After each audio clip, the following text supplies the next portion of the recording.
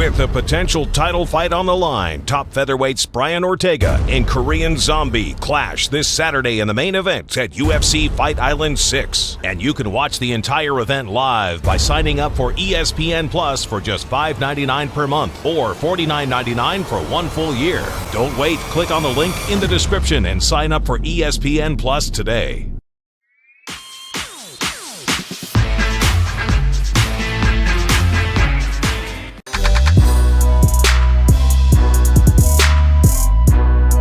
There's going to be a massive amount of pressure on TJ Dillashaw, but TJ will live up to that pressure. He's very good. Listen, love him, hate him, like him, dislike him, whatever you feel about the guy, you can't deny the skills that the man has. He's a tremendous wrestler. He's got excellent jiu-jitsu. His striking is absolutely fantastic. Great footwork and a hell of an athlete. Will he still be the hell of an athlete that he was before? Oh, that'll be the question.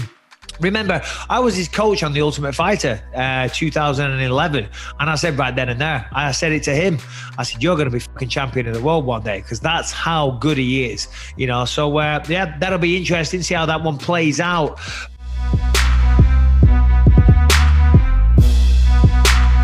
Costa's getting so upset because he saw a style bender dead to him, you know. I saw that. I'm like, dude, you were the one talking so much, and then he gets you at the end, and now you're mad, you know, because he embarrassed you. Like, come on, man, roast some balls. You know what I'm saying? Like, man up to that. It is what it is. You know, you can't demand a rematch after that type of performance either. It's not smart. That is not going to sell. That's for sure.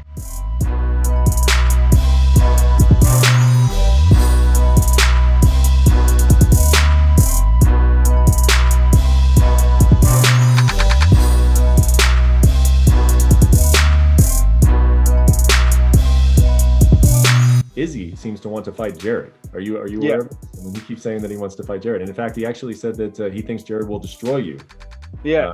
And that he'll fight Jared next. I mean, did you make anything? Like why do you think he believes that Jared Cannonier will just destroy you, is the word that he used? I don't know. I think there's a lot of people that think that. You know, and who knows? Maybe he does.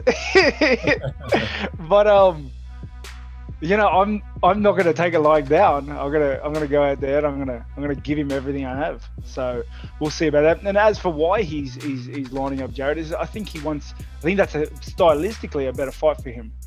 You know, he's trying to move the tables in his favor. But maybe it's what he said is true. You know, maybe he just likes the guy.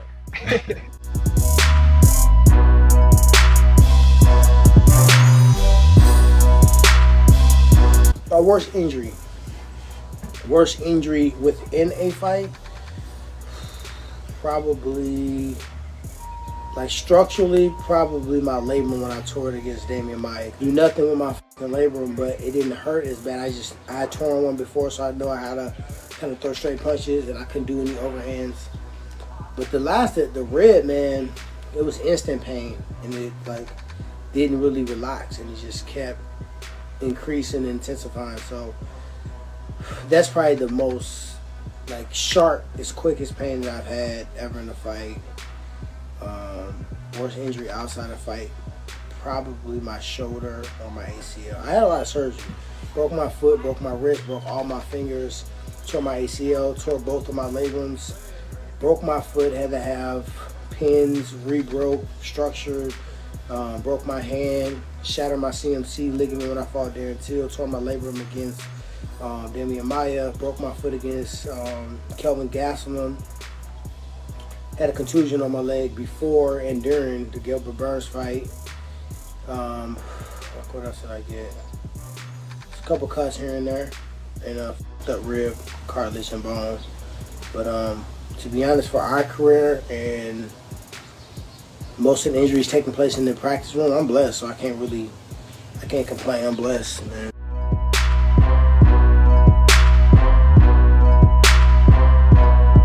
Yeah, 7 or 8 years ago, I was on my friend's rooftop in Manhattan watching him. I think he was fighting Chael, and I was like, man, I would love to, train with that guy. I was saying train with that guy. I didn't say fight that guy. And of course, as time went on, I was like, all right, it'd be a good opportunity to to go up against one of the greats. And plus, they were comparing me to him. So that's true. And fast forward, the opportunity came and it didn't happen because 3 days prior, he had to have a gallbladder surgery. Yeah. Right. So I was like, all right. And then I just kind of kept going, and the universe somehow just kept connecting us. I would see him in some of my videos if I'm fighting. We had a moment where we saw each other. I think it was the night that he lost to Chris Weidman. I don't remember which one of the fights, but I was fighting, who's that redheaded fella? Ed Herman? No. I don't even know if you thought Ed Herman. No.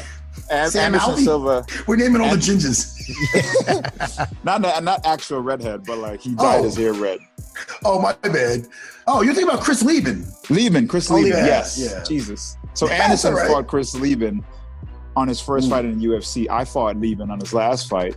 And I think I remember fighting Chris Lieben. We saw each other backstage, and Anderson he looked at me and it was like a back and forth gesture.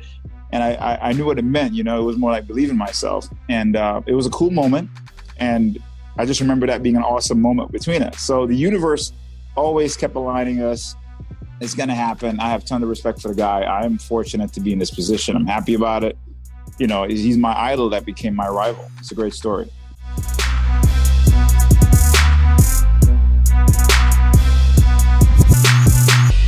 What is happening with Conor McGregor? I'm just gonna make it as simple as that. What is happening with him right now? I have no idea. We've offered him a fight. We got him his own date. He said, you guys saw everything that happened on social media. We didn't have a date this year. We have everything laid out for the rest of the year with world champions fighting for titles. He wants to fight Dustin Poirier, apparently. So we went to ESPN. We got him his own date and everything. He's been offered the Dustin fight on January 23rd. And since then, he has come out and said he accepts that offer, but it has to be in 2020. Do you understand why? I don't know anything. I offered him the date on January 23rd. That's it. Are you open to trying to get him into 2020, or there is no space available in 2020? I offered him the date on January 23rd. Yeah. I know that, sometimes we get in these situations where I believe that I have, some kind of grasp on why you want it. But there are going to be fans out there who are watching this interview that say, well, if Conor McGregor wants to fight, why can't you move some people around? Why can't you do this? Why can't you do that? Why can't you do that? Why can't you make it so that Conor McGregor can fight? Because that's not how it works. We laid out this year. He was retired. Would anybody disagree that he was retired? I mean, I think there were people who didn't believe he was truly retired, but yes, he was and is retired, I suppose. Yeah. So through this crazy, pandemic year that we're going through, we faced a lot of challenges. We got a lot of things done. We've made this thing work. We made it happen. We have our schedule laid out. Fighters have committed to it. Fighters have started training for these camps, for these fights. And, Conor came back and said he wants to fight. He wants to fight Dustin. So we went out and got him his own date, January 23rd.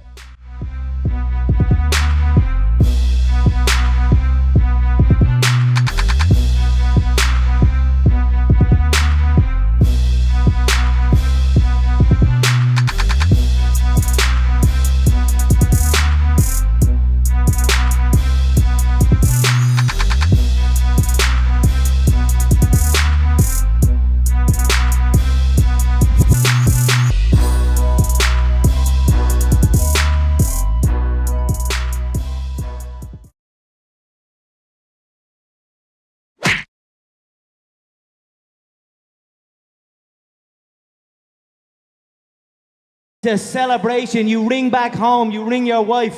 Baby, we done it. We're rich, baby. Conor McGregor made us rich. Break out the red panties. We're rich, baby. It's a celebration.